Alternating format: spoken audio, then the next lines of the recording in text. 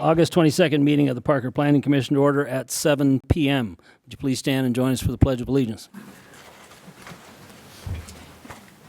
I pledge allegiance to the flag of the United States of America and to the republic for which it stands, one nation, under God, indivisible, with liberty and justice for all.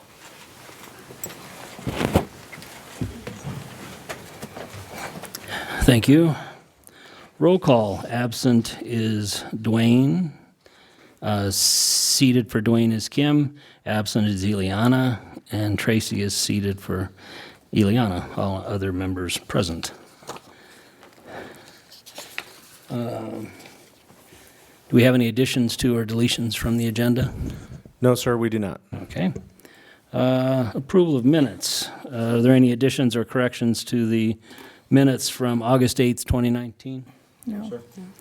Do we have a motion? I move to approve the August 8th, 2019 minutes. I'll second. It's been moved by John, seconded by Rich, that we approve the minutes of the August 8th, 2019 meeting. Just a minute, your screen will pop up and cast your vote.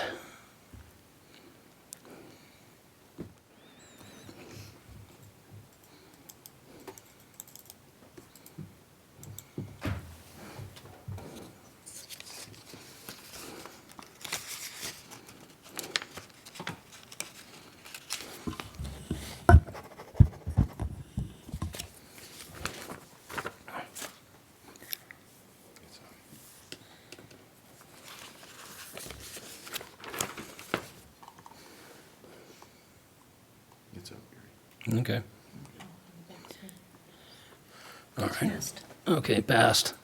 All right, item number 6A, and the item before us is a public hearing on most of Lot 4 Goblers Nob subdivision use by special review for exotic pet boarding. We will open the public hearing at 7:02. Okay. Thank you. Good evening, Chairman and Planning Commission. This is a proposal for a use by special review to allow for an exotic pet boarding facility. The Creatures Comfort Pet Hotel is proposing to open on the property located at 12543 North State Highway 83rd in Unit 326. The subject property is located at the northwest corner of Parker Road and Pine Lane. Unit 326 is located on the west side of the building on the ground floor, which is located below most of the tenants you see from Parker Road. This property is located within the commercial, office, and retail park planning area of the Pine Lane Plaza Plan Development. The proposed use intends to primarily board exotic animals such as birds and reptiles. Animals prohibited within the town's LDO will not be accepted. The facility will be open Monday, Tuesday, Thursday, and Friday from 8 a.m. to 5 p.m., Saturday and Sunday from 9 a.m. to 2 p.m., and the facility will be closed to the public on Wednesdays. During open hours, drop-off and pickup time will be limited to 30-minute appointments only, and all animals will be required to be transported into the facility within a cage. The animals to be boarded at this facility do not require an outdoor area. If approved, this will be the only facility that boards all types of exotic animal species within the Denver metro area. There are 9 criteria used to evaluate a use by special review. These criteria ensure that the use will be consistent with the surrounding area, will not result in overuse of the land, create traffic congestion, or be detrimental to the town. Staff has reviewed the proposal as outlined in the staff report and has determined that the project is consistent with the master plan. The project satisfies the 9 criteria required in the LDO for a use by special review, and the public notice requirements have been met. Staff is recommending that the Planning Commission recommend that the Town Council approve the use by special review request to allow an exotic pet boarding facility use in the Pine Lane Plaza Plan Development with the 6 conditions outlined in the staff report. Staff is available for any questions that the planning commissioners may have, and the applicant is also present this evening to answer any operational questions. Questions for Brianna? Brianna, could you give me a little more information on the scope of the pets that will be in the facility and the security around maintaining that those animals, exotic animals, all stay within that facility? I will actually ask the applicant to answer that question because they have more detail on how they will be securing those animals. And I would also assume that none of these animals are dangerous animals, which is by the code. Correct. Would you please state your name and address for the record? Sure. My name is Jennifer Pachin Shaw. My address is 11453 Donley Drive here in Parker, and I'm one of the co-owners of Creature Comforts Pet Hotel. Okay. I'm the other owner, Jennifer Nystrom. My address is 2395 Elkhorn Street, Parker, Colorado. Thank you. So, to answer your question, sir, all the animals, unless they already come from the same family, will be housed in individual enclosures or cages. Each of those will be secured with whatever type of lock or securing mechanism goes with that enclosure.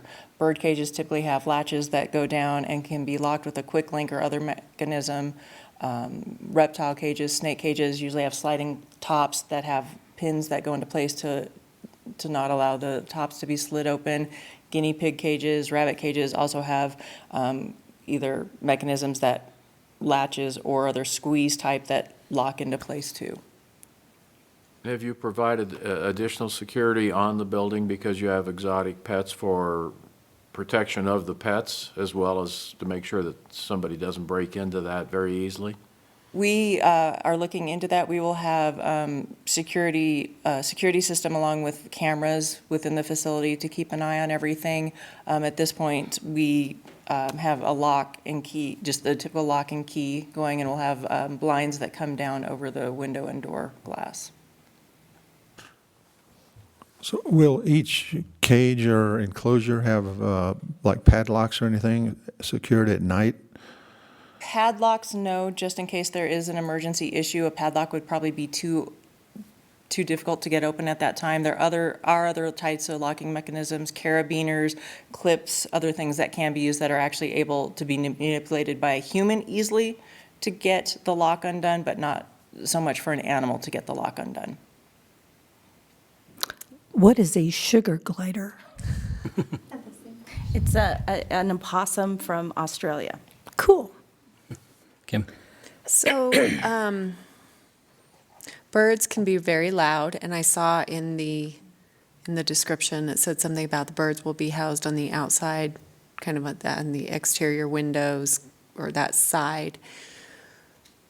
What if you have a noisy bird, because they can be quite loud, and one of the other tenants above complains? We'll address that tenant's complaint as best as we can, being that there's actually already a bar located there. Right. They'll probably be louder than us, but, a lot of the loudness can come from an animal being bored or not being engaged, and hopefully, so while we're there, I'll learn the personalities of everybody, and if somebody needs a little extra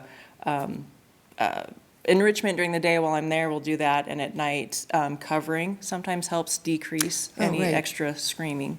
Okay, but you will work with the other tenants in the building if there's some kind of complaint? We've spoken with the liquor store owners. They're very excited for us to move in. Saw them the other day, and they're like, "Are you ready yet?"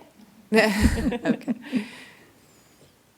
How many cages are you going to have, or how many animals will you be at a maximum boarding?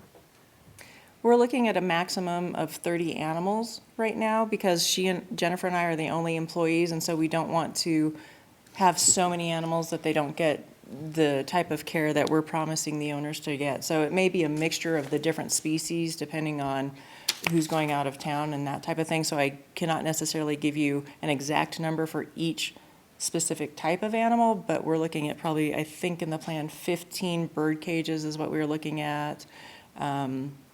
Maybe, I think we're saying about maybe 5 to 10 reptile cages.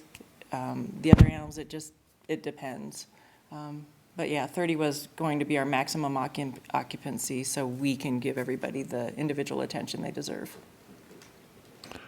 I know some of these animals can put off a smell or an odor like ferrets. What are you going to have in place to control that odors? We are actually buying HEPA air purifiers to go into each room. Depending on how many ferrets we have boarding, we may have to put both of the filter units or the HEPA air purifiers towards them. But usually a lot of smell with those is so contained that you don't truly smell it till you're actually around the animal itself. It's not an odor that typically permeates a large area. And in addition to that, all feces will be removed daily. Okay. Other questions? Thank you. As this is a public hearing, we will open the floor to public comment. If you have a comment on this matter before us, please step forward to the microphone. Seeing none, we'll close the public comment. Do we need any further information from the applicant or from Brianna? No, I do not. No. And we will close the public hearing at 7:11. Commissioner discussion? It's an interesting facility. And I don't see where there will be any problems based on what the applicant has said in terms of security, et cetera, for the animals. I'll support it. I think that this is a welcome addition of a business to Parker, and it's something that will be something that the town people will be able to avail themselves of. I think it's a good addition, and I support it. I agree with my fellow commissioners. I'm in support. And for the most part, I think I support it too, except, if when there's nobody there in the evenings, just concerned that if somebody breaks in about letting some of these animals out or letting the snakes out or anything like that, that might be on site. But other than that, I think I pretty much support it. I appreciate the applicant's professionalism. It appears you guys have put some thought into this, and I do think it's a great concept. So I'm glad to hear you've talked to the other building tenants, and I'm in full support. Yeah, I don't have a lot to add. I like that you guys are going to comply with the Parker Municipal Code and what you're going to have there, so that's great. I'm in full support. I concur with the rest of the commission and see this as a positive addition to the town. Do we have a motion? I move the Planning Commission recommend Town Council approve the Goblers Nob Lot 4 use by special review request to allow an exotic pet boarding facility subject to the 6 conditions contained in staff's report. Second. It's been moved by John, seconded by Tracy, that Planning Commission recommend Town Council approve the Goblers Nob Lot 4 use by special review request to allow an exotic pet boarding facility subject to the 6 conditions contained in staff's report. And there'll be a little box come up, signify your vote.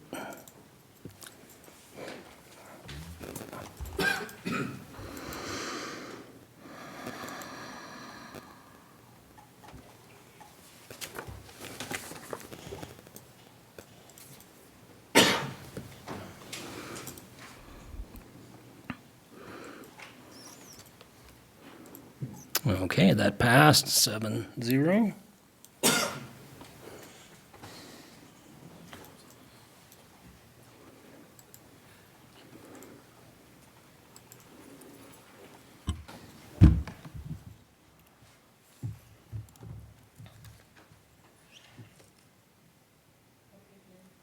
Okay. The next item on our agenda, 6B, is a public hearing on the Cottonwood Highlands filing number 7, sketch and preliminary plans. We will open the public hearing at 7:14. And I was asked to include that commissioners need to disclose any potential conflict of interest to the dais. Yes, I need to disclose that my husband is employed by the company that is doing the engineering work and is a survey project manager. However, I do not feel that I have a conflict of interest. Rest of the commission feel any concern? I see no problem. No. Okay, then we'll move forward. Next, we will turn it over to you, Stacy. All right, well, thank you, Mr. Chairman and Planning Commission members. This is an application for a sketch and preliminary plan to subdivide 38.9 acres to allow for 238 duplex units with associated parks, open space, and infrastructure.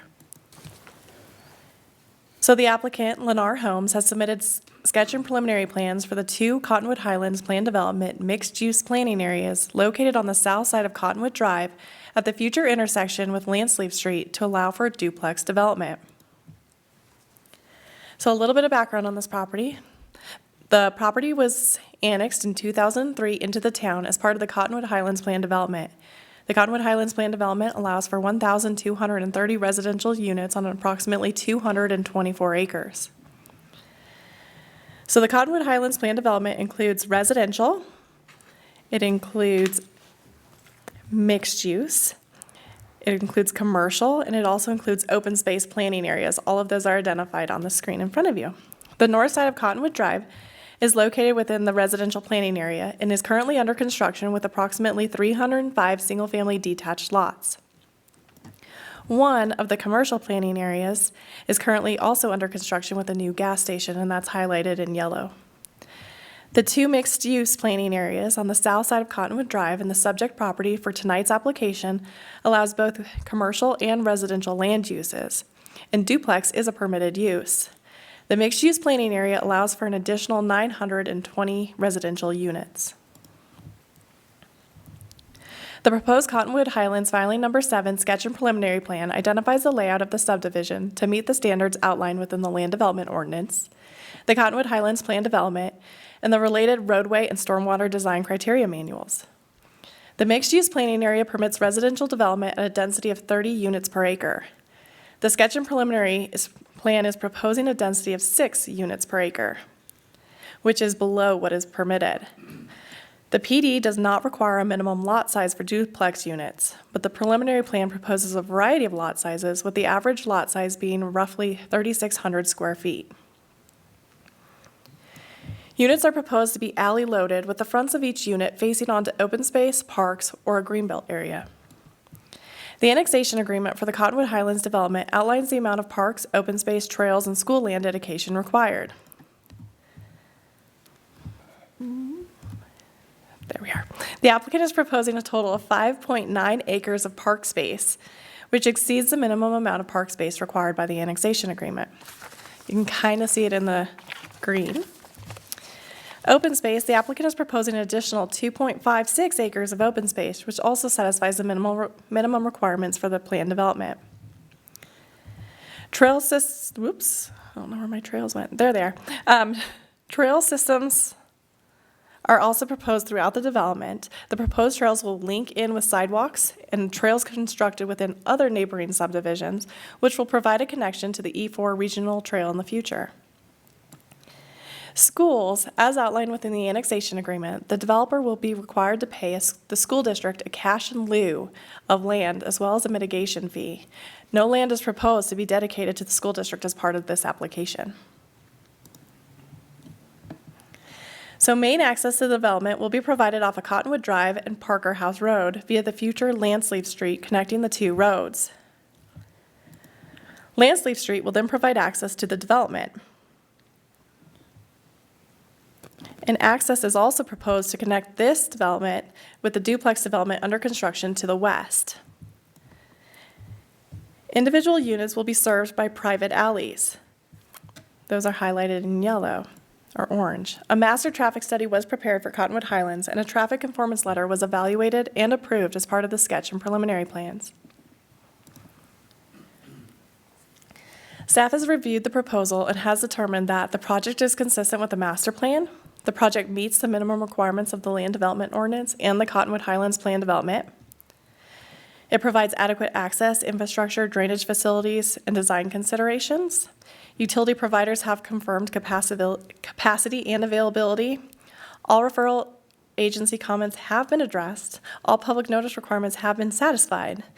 Therefore, staff recommends that Planning Commission recommend Town Council approve the Cottonwood Highlands Filing Number 7 Sketch and Preliminary Plans, subject to the 2 conditions listed in the staff report.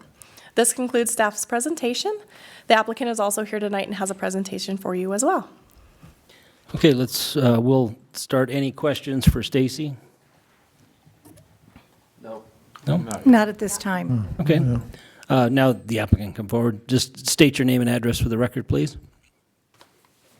Good evening, John Cheney, 9193 South Jamaica Street, Englewood, Colorado, 80211. And I'm here with Lennar Homes. I'm just going to give a quick kind of overview of who we are and kind of what we're proposing. Lennar has been active in Parker for many years building homes. We're a home builder. We've been in business for 65 years. And as of last year, we're the largest home builder in the United States. This property we purchased in February of this year from the Carlsons, and we've been working with staff and referral agencies on planning ever since then. As stated, property is currently zoned. It's zoned PD. There's no planned changes to the existing PD. And if you can go to the next slide. It's kind of a unique configuration here where we have paired units that, they look different on each side, where they front load onto this private kind of motor court, auto court configuration, and which allows each side of each home to have a pretty standard orientation with a driveway that has full parking out front, also has a backyard. But different than an alley-loaded configuration or even a standard front-loading on the street, these are all, in most cases, kind of this private motor court, auto court, shared driveway, which creates a much more private and really safe kind of environment for families, where they're all cul-de-sacs essentially, and so. On the parking, if we go to the next one, this is just a quick exhibit. Parking is a lot of times a question with higher density type configurations. So we have 2-car garages proposed on all of our product, along with guest parking out front. And this configuration also allows even more on-street parking than typically is allowed, because you have this kind of side fronting condition where you have additional guest street parking in the front of each of those kind of cluster configurations. So in conclusion, we're excited about this deal. We believe we meet all the various criteria, and appreciate your support. Questions for the applicant? In terms of affordability and affordable housing, et cetera, approximately what's your price range, top to bottom or bottom to top, however you want to look at it on these units? Well, we're a couple of years out probably at this point from really being able to determine that. I'd say that there's other active communities around that have similar type product. I would say we'd be very consistent with the current pricing that's offered by those other builders. So I don't have an exact number right now. All right, and you'll turn it over into an HOA, I assume, to manage all of that? Is the access drive or alley drive large enough to accommodate trash vehicles as well as another car passing it? So, yeah, a couple of questions there. There is an existing HOA and Metro District in Cottonwood, Highlands, Dove Village, where I forgot to mention, we're building there on the north side currently. And the current configuration is the district does all of common area maintenance, tract maintenance, and the HOA does covenant enforcement, trash, all of that, design review. And so it's not totally determined which entity would be maintaining the common drives, but it's certainly one of the two. We've done it both ways in different other communities. And so it's either the HOA or the district would be maintaining that. I don't know that we've specifically evaluated where the trash trucks would go, but each private drive is designed to accommodate fire access. So there's no parking. We'll have no parking signs, and so it's designed. If it's designed, I guess I'm thinking if it's designed to accommodate a fire truck, it could accommodate a trash truck. Other questions? There's a pump house on your property. Can you explain how that would be incorporated into the design and keep little fingers out Sure. and keep it safe for kids and stuff? Could you go back to the illustrative plan? So the pump house is that light green triangle just to the east of the detention area. There's a drive, there's a service access drive that we've got drawn there that would serve that pump house. So there's a distance, a horizontal distance to the residences, and as well from the park there. That pump house, I'm pretty sure, is pretty self-contained, locked doors. So I don't know of anything that there is. We can look into it. But I drove past the property today, but I noticed that there was no fencing around it. It was just, since it's in a field and it's far away from all the other homes, it is across the street from another playground. But I was concerned about young people, and a building like that is very tempting. Sure, we can evaluate. I think the building was designed to not have a fence. Okay. That's all I really know about it. It's owned by Cottonwood Water and Sand. So, but I do believe the building was designed to not have a fence. Okay. You, in your statement, you said that each unit would have 2-car garages, and in the picture, it looked like the driveways were going to be long enough to accommodate 2 cars also. That's correct. And so, other than that, where would visitor parking be or allowed?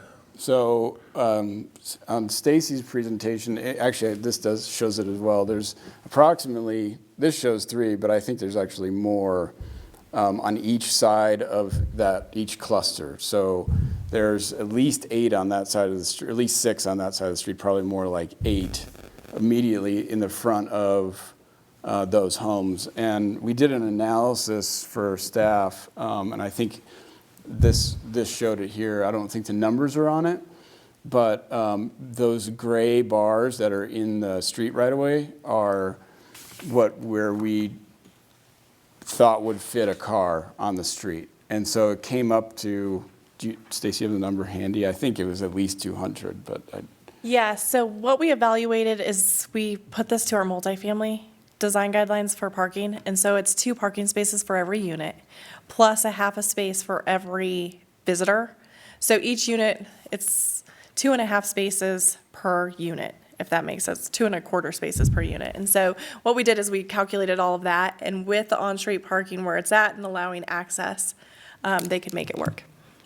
So if there was a whole line of cars on one side, cars coming each way could still pass on the roadway so in other words, it'd be like 3 lanes, because 1 lane would be for parking and then 1 way going each way. Be Correct. sufficient for getting through? Yes, and that's also required to meet the fire department standards. Okay. Yes, and you can see there are some off-street parking spaces. They're limited. Again, hold on. There is one right here. You can kind of see those off-street parking spaces there. And that might be the only one throughout the entire site, but we did get a couple off-street. so they are public roads with approved standard cross-section, so they are not any narrower than normal, the main loop roads that you see there. Okay. Yeah, over there where you were just pointing, Stacy, Yeah. on that street, right, go a little bit more to the left. I see some short little gray boxes. Is that parking spots too?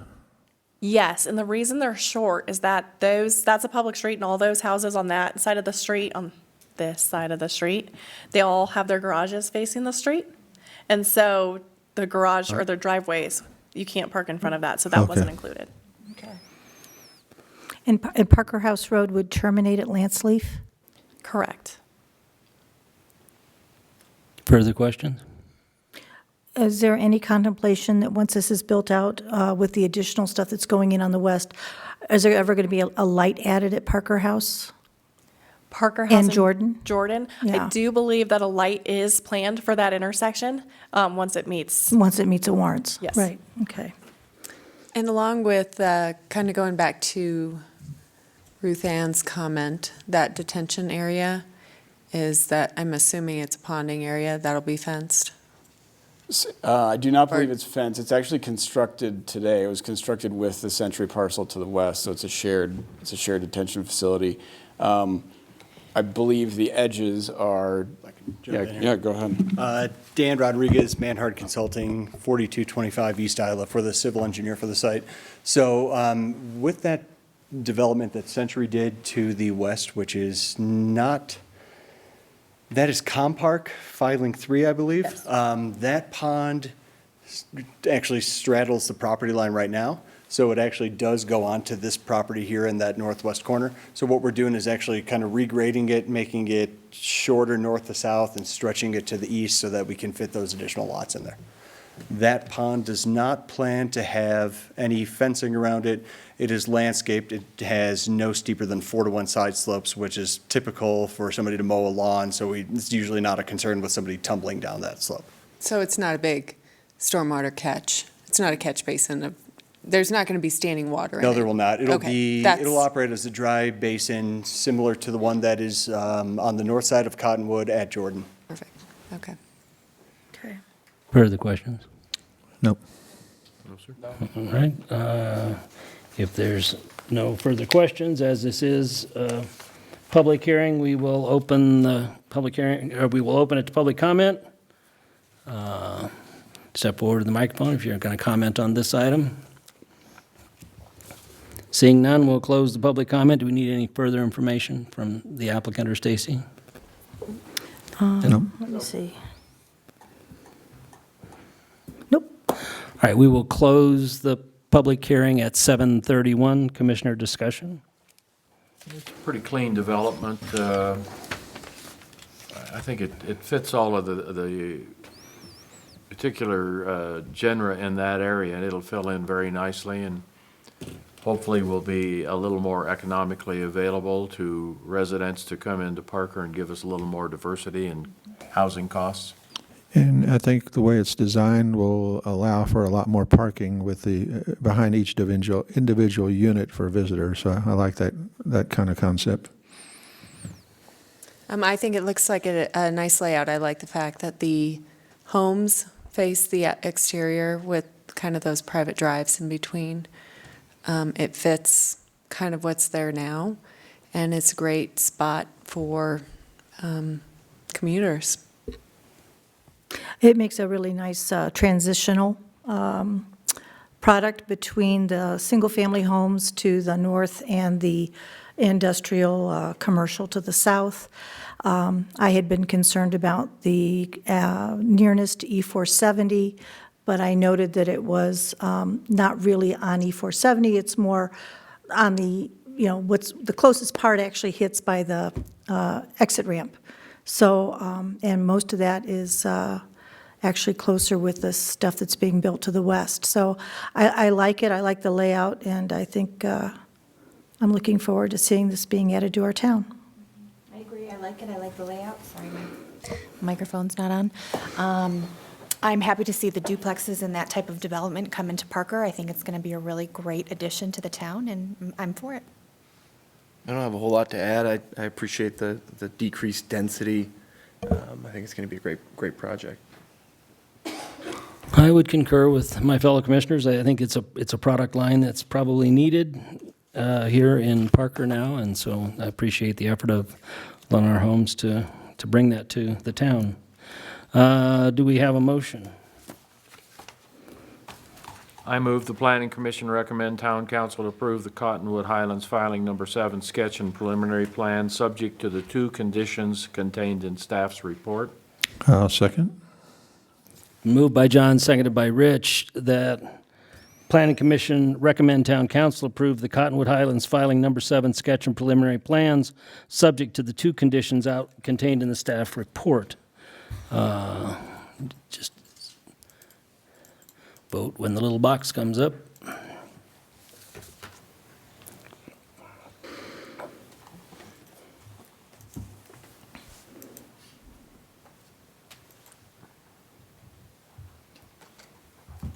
And that passes 7-0.